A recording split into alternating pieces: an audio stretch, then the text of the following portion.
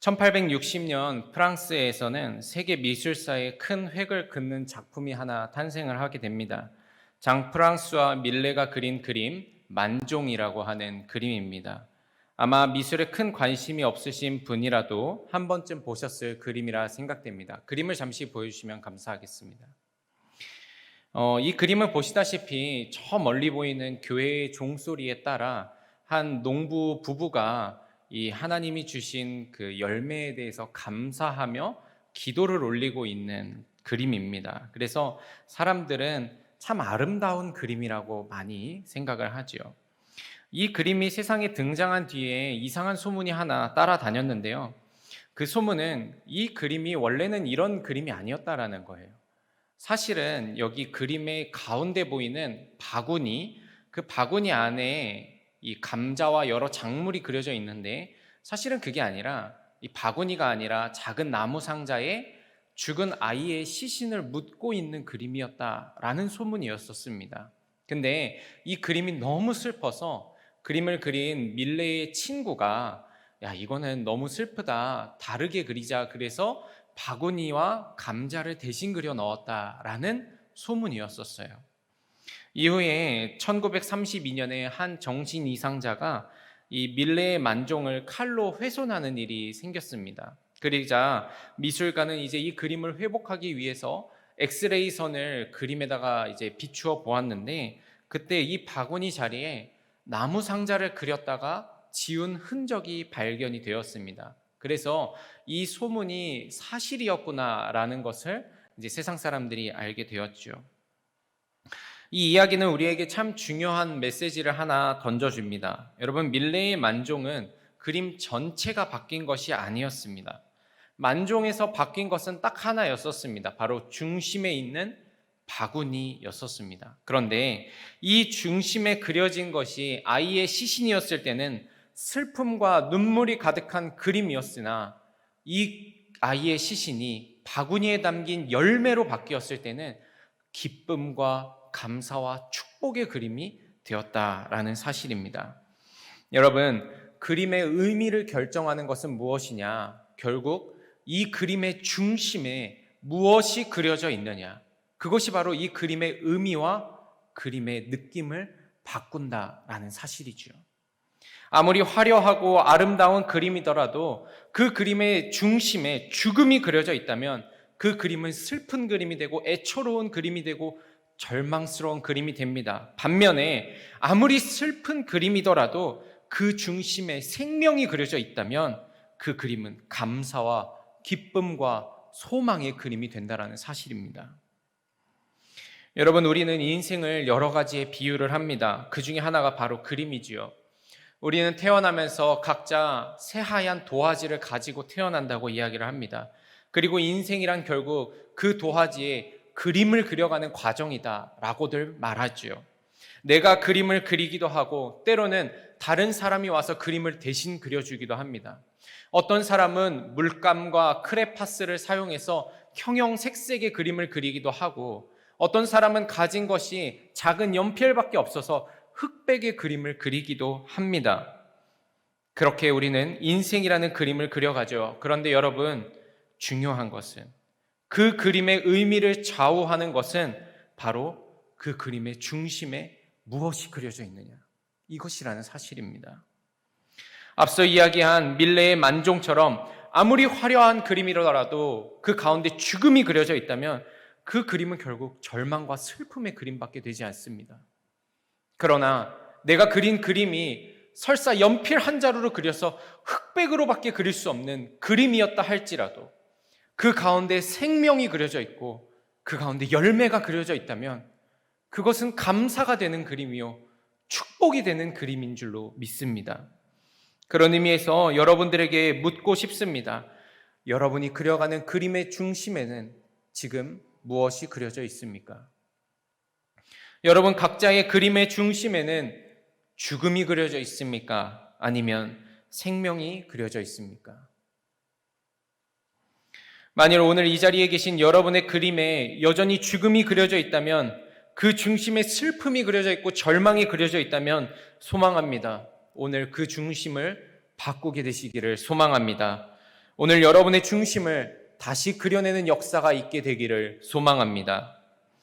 오늘 우리가 함께 읽은 본문은 중심이 바뀜으로 인생이 변화된 사람 삭개오에 대한 이야기입니다. 이 삭개오라는 사람은 성경에 이름이 딱 3번만 기록이 되어져 있는데 놀랍게도 그리스도인이라면 한 번쯤은 들어볼 만한 인물이 되었습니다. 그만큼 그는 기독교 역사와 신학 속에서 굉장히 중요한 위치를 차지하는 사람이 되었습니다. 대체 왜 삭개오가 이 본문에만 나옴에도 불구하고 그렇게 중요한 인물이 되었을까? 저는 오늘 주제와 연관지어 이렇게 말씀드리고자 합니다. 그가 중심이 변한 사람이기 때문에 그렇습니다. 오늘 말씀에서 예수님께서는 여리고를 지나게 되었습니다. 그리고 그곳에서 예수님은 삭개오라는 사람을 만나게 되지요. 본문 2절에 보면 이 삭개오가 어떤 사람인지에 대해서 설명해 주고 있습니다. 삭개오라 이름하는 자가 있으니 세리장이요 또한 부자라. 삭개오라는 사람이 있는데 그는 세리장이고 또한 부자였다라고 말씀을 하고 있지요. 이 3가지 표현은 그를 단순히 나타내고자 하는 것이 아니라 그가 어떤 삶을 살아왔고 무엇을 중심으로 살아갔는지를 설명해 주는 본문이기도 합니다. 그의 이름이 삭개오라고 했습니다. 아마 이 삭개오라는 이름은 당시 유대인들이 정통적으로 사용하던 이름이었었습니다. 그 뜻은 깨끗한 자라는 뜻입니다. 그러니까 이 의미는 2가지로 한번 살펴볼 수가 있는데 첫 번째는 그가 혈통적으로 완전한 유대인이었다. 2번째는 아버지가 그의 이름을 지어주면서 이 삭개오가 깨끗하고 정결한 삶을 살아가기를 기대했었다라는 것을 보여줍니다. 그러나 삭개오는 우리가 잘 알다시피 그렇게 살지 못했던 인물이죠. 또 그의 직업은 세리장이었다고 합니다. 당시의 세리는 동족인 유대인들로부터 세금을 걷어서 로마에 바치는 일을 했습니다. 이 삭개오가 그 세리 중에서도 대장이라고 했었으니 아주 열심히 했던 것 같습니다. 유대인들은 자기의 돈을 가져다가 로마에 바치는 세리들을 보고 더러운 사람, 배신자, 죄인이라고 생각했었습니다. 마지막으로 그는 부자였다고 합니다. 당시 세리들이 돈을 버는 방법은 세금 외에 돈을 더 걷는 것입니다. 그러니까 보통 100만 원을 벌면 로마에서 세금으로 10%를 떼갔다고 해요. 그러니까 100만 원을 벌면 10만 원 정도를 세금으로 내야 되는 거죠. 그럼 세리들이 가서 10만 원만 가져오느냐? 그게 아니라 20만 원을 가져옵니다. 그래서 10만 원을 로마에다 세금으로 내고 나머지 10만 원은 내가 착복하는 거죠. 그러니까 삭개오가 부자다라고 말하는 것은 무엇이냐면 동족들로부터 이 돈을 아주 무자비하게 뜯어내는 사람이었다라는 걸 말해주는 겁니다. 이 사람이 바로 삭개오였습니다. 그의 중심에는 돈이 있었고 명예가 있었고 물질이 있었습니다. 그는 키가 작은 사람이었다라고 표현하는데 그는 키가 작았는데 그 자신의 작음을 돈으로, 직함으로, 그리고 무시무시한 성정으로 지켜내는 사람이었었습니다. 어쩌면 삭개오의 이야기가 우리에게 가슴 깊이 다가오는 이유가 이런 이유 때문일지도 모릅니다. 우리의 중심에 있는 것과 삭개오의 중심에 있는 것이 일치하기 때문입니다. 혹시 우리의 중심에도 여러분 돈이 있지는 않습니까? 명예가 가득하지 않습니까? 또는 권력과 알량한 자존심으로 똘똘 뭉친 것이 우리의 중심에 있지 않습니까? 그래서 우리는 삭개오처럼 삶은 풍요로울지 모르나 그 중심에 있는 것으로 인해서 슬픔이 가득하고 깨끗하지 못한 삶을 살아가고 있는 것 아닙니까? 그런 삭개오에게 어느 날 소문이 들려왔습니다. 바로 예수님이라고 하는 유명한 사람이 자신이 살고 있는 여리고를 지나간다는 소문이었어요. 그래서 그는 예수님을 만나고자 합니다. 그러나 앞서 말씀드렸듯이 삭개오는 키가 작았고 예수님 주변에는 사람들이 너무 많아서 삭개오는 예수님 옆에 다가갈 수 없었습니다. 삭개오는 생각합니다. 내가 더 높은 곳으로 올라가면 예수님을 만날 수 있을 거야. 그래서 그는 돌무화과 나무에 오릅니다. 그렇게 올라서 예수님을 볼 때 예수님이 삭개오를 보며 말씀하시는 거예요. 삭개오야, 내가 오늘 너희 집에서 머물러야겠다. 그리고 변화가 일어났습니다. 삭개오가 달라진 거예요. 그의 삶이 완전히 바뀌었습니다. 이전에 삭개오의 중심에는 돈이 있었고 남들로부터 지켜내고자 하는 자존심이 있었고 그의 삶에는 명예와 물질이 가득했었습니다. 그러나 삭개오가 예수님을 만나는 순간 그의 중심에 있던 모든 것들이 사라지고 예수 그리스도가 그 안에 거하게 된 것입니다. 여러분, 예수 그리스도를 믿는다는 것은 바로 오늘 삭개오에게 나타난 변화가 우리에게도 일어난다라는 의미입니다. 여러분, 예수 믿는다고 갑자기 사업이 잘 됩니까? 아닙니다. 갑자기 승진이라도 합니까? 아닙니다. 죽어가던 사람이 기사회생합니까? 때때로 기도의 역사로 그런 일이 일어나지만 않을 수도 있습니다. 예수님 믿는다고 냉랭하고 무심하던 배우자가 갑자기 살갑게 바뀝니까? 아닙니다. 집안의 분위기는 똑같습니다. 그렇다면 대체 예수 그리스도를 믿는 자에게 나타나는 변화는 무엇인가? 바로 중심의 변화입니다. 내 인생의 중심이 바뀌어지는 거예요. 내 인생에 다른 것이 변하지 않을 수 있습니다. 내 삶의 터전과 관계들은 여전히 그대로일 수 있어요. 그러나 단 한 가지는 확실하게 말할 수 있습니다. 우리의 중심이 변합니다. 내 인생의 그림들은 변하지 않지만 그 중심에 있는 것이 변함으로 말미암아 내 인생의 의미가 달라질 수 있다는 사실입니다. 그래서 우리는 이렇게 말합니다. 예수 믿으면 인생이 변한다. 고린도후서 5장 17절 말씀에 그런즉 누구든지 그리스도 안에 있으면 새로운 피조물이라 이전 것은 지나갔으니 보라 새 것이 되었도다. 이전에는 죽음을 나타내고 절망을 나타내던 나의 그림이 이제는 생명과 감사가 넘치게 되는 역사가 나타나는 것입니다. 사랑하는 성도 여러분, 오늘 삭개오에게 나타난 그 변화가 여러분들 가운데 나타나게 되기를 소망합니다. 여러분의 중심이 변하는 것을 경험하십시오. 그리고 중심이 변함으로 인생이 달라지는 역사가 있게 되기를 소망합니다. 자, 그렇다면 보다 구체적으로 우리의 중심은 어떻게 바뀔 수 있는가? 우리의 중심이 변화되기 위해서는 첫 번째로 예수님의 부르심에 응답해야 됩니다. 오늘 본문 5절에서 6절을 함께 보시겠습니다. 예수께서 그곳에 이르사 쳐다보시고 이르시되 삭개오야 속히 내려오라. 내가 오늘 내 집에 유하여야 하겠다 하시니 급히 내려와 즐거워하며 영접하거늘. 오늘 삭개오의 중심이 변화된 이야기의 시작을 보신다면 예수님이 부르셨고 삭개오가 그 부르심에 응답함으로 바뀜이 시작되었다라는 것을 볼 수 있습니다. 여러분, 예수님이 부르셨습니다. 그리고 그 부르심에 응답하는 것, 그것이 바로 우리의 중심이 변화되는 첫걸음이 되는 것입니다. 우리는 예수 그리스도의 부르심과 그 부르심의 응답으로 말미암아 변화를 경험하게 됩니다. 잘 아셔야 하는 것이 나로부터 시작하지 않는다라는 사실입니다.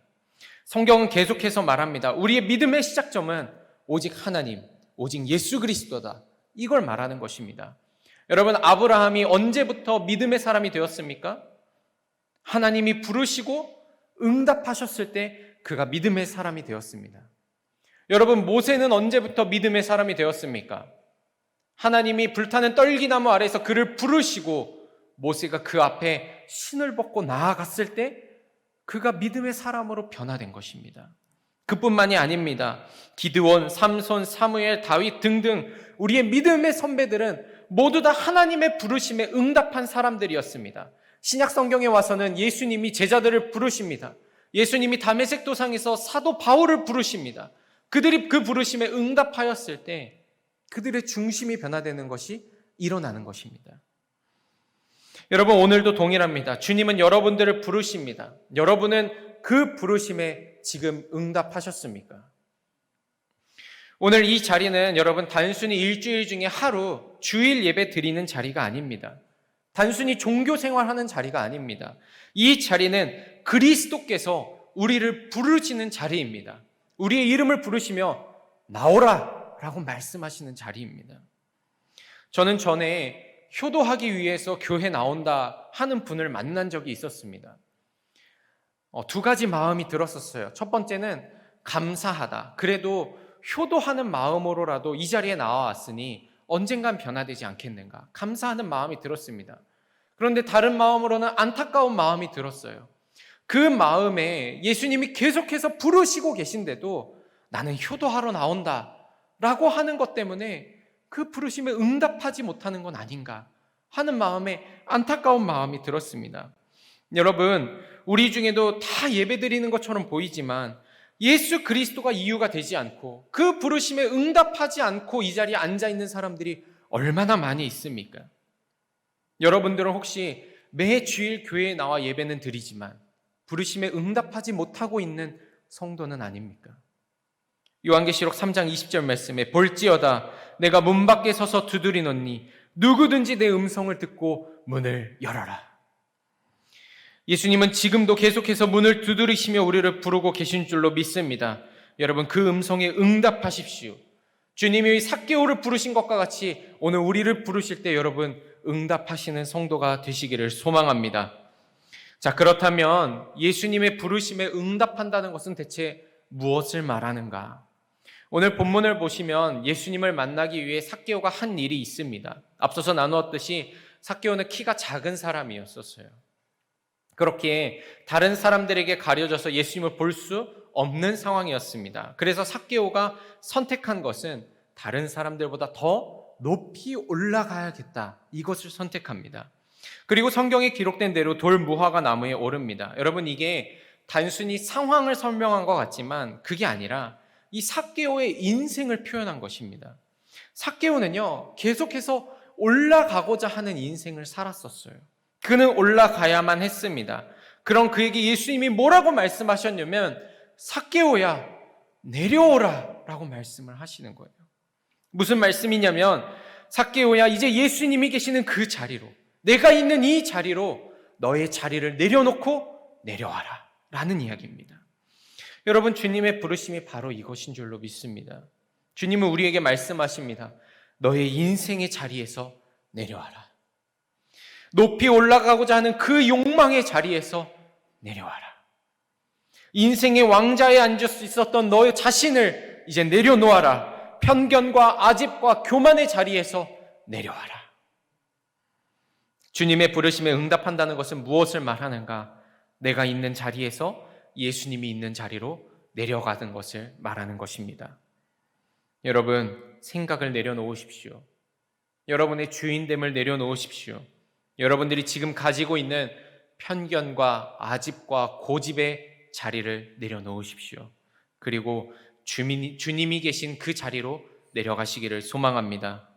예수님의 부르심에 응답하는 것, 그것은 바로 내려가는 것임을 여러분 기억하시고, 오늘 이 시간은 여러분의 인생의 자리에서 내려오시고, 오늘 이 교회에 나온 다른 이유들로부터 내려놓으시고, 오직 예수 그리스도만 바라보며 주님이 계신 그 자리로 나아가는 성도가 되시기를 소망합니다. 그때 우리의 삶의 중심이 바뀌고 인생이 바뀌고 삶이 변화되는 역사가 일어나게 될 줄로 믿습니다. 두 번째로, 우리의 중심이 변하기 위해서는 예수님이 우리의 삶의 모든 자리에 거하셔야 합니다. 오늘의 본문 말씀 5절을 함께 보시면 삭개오야 속히 내려오라, 내가 오늘 내 집에 유하여야 하겠다 하시니 라고 이야기를 합니다. 그러고 난 다음에 예수님은 말만 하시는 게 아니라 실제로 삭개오의 집에 찾아가셨습니다. 7절에 보니까 뭇 사람이 보고 수군거려 이르되 저가 죄인의 집에 유하러 들어갔도다 하더라. 오늘 본문 잘 보십시오. 삭개오가 예수님의 부르심에 응답했습니다. 그리고 난 뒤에 예수님이 실제로 삭개오의 집에 찾아가셨습니다. 우리는 유하다라는 단어를 보통 잠깐 머무르고 잠깐 지나쳐 가는 것, 하룻밤 머물고 가는 것이라고 생각을 하는데, 여기 유하셨다라는 말은 헬라어로 메노라는 단어인데 이 단어는 머물다, 남다, 거하다라는 뜻입니다. 그러니까 예수님이 말씀하시는 건 내가 잠깐 머물렀다 갈게, 이 뜻이 아니라 내가 너의 집안에, 너의 삶에, 너의 인생 안에 함께 하겠다라는 의도로 말씀하셨다라는 것이죠. 다시 말해 여러분, 우리의 중심이 변한다는 건 무엇을 말하느냐? 우리의 삶에 예수님이 실제적으로 함께 하시는 것을 말합니다. 여러분, 이 이야기가 얼마나 중요한 이야기인지 모릅니다. 예수님은요, 우리의 삶 전체에 함께 하시기를 소망하십니다. 여기서 말하는 삶이라고 하는 말은 교회를 말하는 게 아니라 교회 밖에 나의 일상에서도 주님이 함께 하고자 한다라는 겁니다. 저는 때때로 이 교회 안에서만 참 아름다운 성도를 만나기도 합니다. 교회 밖에서는 전혀 예수님과 함께하지 않고 예수님을 나타내지 않는 성도가 얼마나 많은지 모릅니다. 어떤 성도는요, 신앙생활이라고 하는 게 교회 안에서만 잘하면 되는 줄로 아는 성도가 있습니다.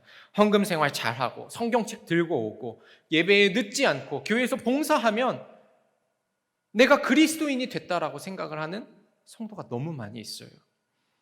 그런데 여러분, 예수님이 하시는 말씀은 다릅니다. 가정에서 그리스도인이 되어야 된다. 직장에서 그리스도인이 되어야 된다.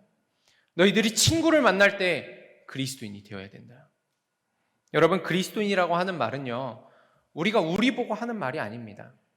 예수를 안 믿는 사람들이, 예수 믿는 사람들 보니까 저 사람들 그리스도인이다, 예수 그리스도를 따라가는 사람이다 라고 해서 붙여준 이름이 그리스도인이라는 이름입니다. 다시 말해, 예수님이 우리의 삶의 모든 자리에 함께 하실 때 우리가 그리스도인이 되는 자격을 얻게 된다는 사실이죠. 사도 바울이 디모데에게 쓴 편지 중에 교회의 지도자를 세우는 자격에 대해서 기록한 부분이 있습니다.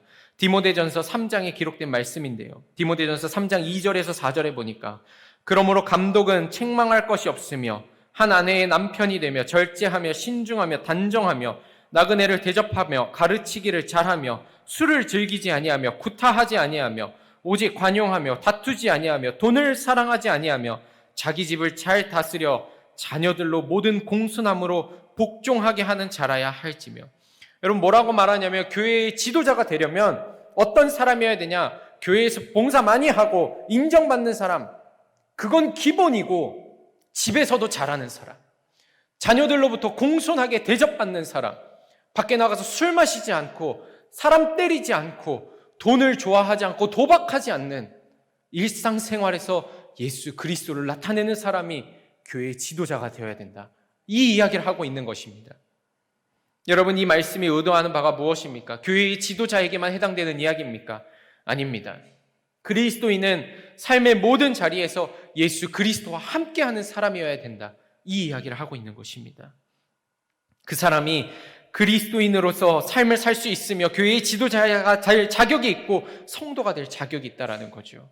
그런데 여러분, 어쩌면 우리는 예수님이 우리 집에 들어오는 것을 거부하지는 않습니까? 주님이 집으로 들어오시려고 하면, 주님, 여기는 사생활입니다. 주님의 자리는 바깥까지입니다. 여기서부터는 제 공간입니다. 이렇게 말하지는 않습니까? 오늘 삭개오의 중심이 변화된 이유가 무엇인가? 그는 예수님을 집으로 모셨어요. 예수님이 삭개오의 집으로 가셨습니다. 조금 더 분명하게 말하면 예수님이 삭개오와 같이 삭개오의 부엌에서, 식탁에서 밥을 먹었습니다. 삭개오가 사용하는 화장실에 같이 들어가셨어요. 삭개오가 잠을 자는 그 침대에 누우셨습니다. 예수님이 집에 가셨다라는 말은 바로 그 말씀이에요. 삭개오의 발걸음이 닿는 곳마다 실제적으로 예수님이 함께 하시고 머무셨다. 이게 바로 중심이 변화될 수 있었던 비밀이라고 하는 사실이죠. 여러분, 예수 그리스도를 믿고 중심이 변화된다는 것은 핸드폰 바탕화면에 말씀 써놓는 것 아닙니다. 카카오톡에다가 오늘 말씀 적어놓고 은혜 적어놓는 걸 말하는 게 아니에요. 교회 대문에다가, 집 대문에다가 교패 붙여놓고서는 나 이 교회 다니는 사람입니다, 이거 보여주는 거 말하는 게 아닙니다. 예수 그리스도를 믿는다는 것은, 그로 인해 중심이 변화된다는 것은 주님이 정말로 내 가정에 들어오시고 내 회사에 들어오시고 내 삶의 모든 자리 가운데 함께 하시는 것을 의미합니다. 여러분, 오늘 주님이 우리에게 말씀하십니다. 내가 너희 집에 거하여야 하겠다. 그 엄중하고 설레는 음성에 응답하십시오. 예수님을 내 가정과 내 모든 삶의 자리에 초청하시기를 소망합니다. 그때 인생의 중심이 바뀌고 삶이 변화되는 은혜와 놀라운 축복이 우리 가운데 있게 될 줄로 믿습니다.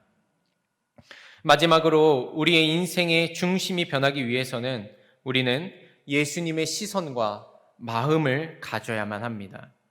오늘 예수님의 부르심에 응답한 삭개오, 그리고 예수님을 집으로 초청한 삭개오는 이제 놀라운 변화의 모습을 한 가지 보여주는데요. 누가복음 19장 8절의 말씀입니다. 삭개오가 서서 주께 여짜오되 주여 보시옵소서 내 소유의 절반을 가난한 자들에게 주겠사오며 만일 누구의 것을 속여 빼앗은 일이 있으면 내 갑절이나 갚겠나이다. 예수님을 만난 삭개오는 자신의 소유를 내어주고 그리고 자신이 악하게 대했던 사람들에게 뭔가 보상을 해주고 갚아줘야겠다라는 마음을 가지게 됩니다.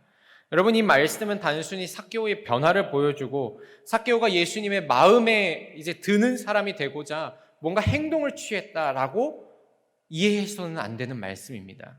중요한 것은 왜 삭개오가 이 일을 행했느냐입니다. 만약에 여러분 삭개오가 예수님의 마음에 합당한 삶을 살고자 했다면 다른 방법이 있었을 수도 있어요. 예를 들어 예수님을 따르는 제자가 되었을 수도 있습니다.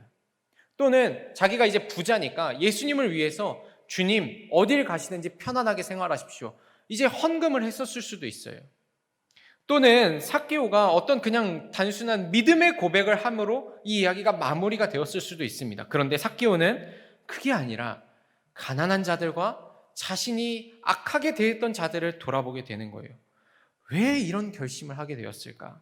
그건 무엇이냐면 삭개오가 예수님의 시선과 예수님의 마음을 가졌다라는 겁니다.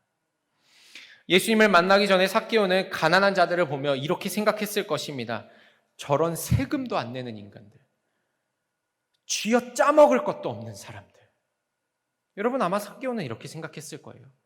또 자신이 부당하게 대하는 사람들을 보면서 내가 어떻게든 너희들로부터 돈을 더 뜯어내리라, 니들은 사람이 아니라 내 돈줄이야, 이렇게 생각했었을 거예요.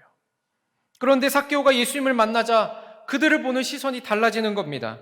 예수님이 보는 것과 같은 것을 보고 예수님이 느끼는 것과 같은 마음을 삭개오가 느끼기 시작하는 거예요. 그러면서 삭개오의 고백이 나오는 겁니다. 주님, 내가 저들을 위해서 재산의 절반을 팔아 도와주겠습니다. 내가 악하게 대했던 자들에게 내가 4배나 보상해 주겠습니다. 이 고백은 예수님의 눈으로 바라보고 예수님의 마음을 품을 때 일어나는 역사라고 하는 겁니다. 그리고 여러분, 내 마음대로 사는 게 아니라 예수의 마음으로 살 때 우리의 중심이 변한다라는 것을 오늘 삭개오는 보여주고 있는 것입니다. 여러분 가운데 중심이 바뀌고 인생이 바뀌기 원하는 성도님이 계시다면 오늘 반드시 기도해야 됩니다. 주여, 내 눈에 아버지의 눈을 넣어 주시옵소서. 내 마음에 예수의 마음을 넣어 주시옵소서. 중심이 바뀐다는 건 이것을 말합니다. 예전에는 그렇게 미운 사람이었습니다. 그렇게 얄밉고 내 속을 벅벅 긁어놓기만 하고 만나기만 하면은 얼마나 그렇게 미운 소리만 하는지. 그 사람이 내 안에 예수의 마음이 부어지자 그 사람을 품게 되는 것. 이게 바로 중심이 변하게 되는 겁니다. 예전에는 함부로 해도 괜찮은 사람이었었습니다.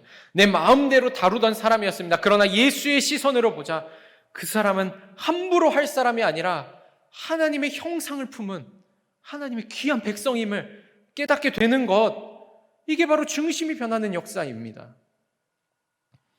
찬송가 305장 나 같은 죄인 살리신을 작곡한 영국 성공회의 존 뉴튼 신부는요, 여러분 사실 아프리카에 노예를 사서 영국으로 실어 나르는 노예선의 선장이었다라고 합니다.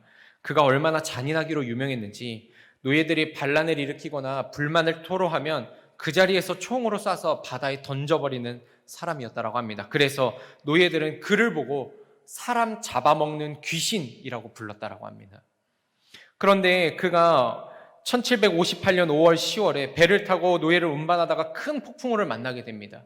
너무너무 두려운 상황에 그가 무릎을 꿇고 두 손을 모아 기도를 합니다. 하나님, 이 폭풍우에서 제가 살아나가게 된다면 하나님이 살아계신 걸 믿겠습니다. 그렇게 기도하는데 놀랍게도 폭풍우가 사라진 거예요. 그러면서 그는 하나님을 만나게 됩니다. 그 후에 그의 삶이 달라졌습니다. 그가 그 후에도 7년여를 노예선의 이 선장으로 이제 직업을 가지고 일을 했는데 노예들을 처우하고 대우하는 그 양상이 완전히 달라졌다라고 합니다. 노예들에게 아주 잘 대해줬다라고 이야기를 해요. 그러면서도 그가 마음에 너무 큰 찔림이 있어서 이제 노예선을 포기하고 그가 영국 성공회에서 신부가 됩니다.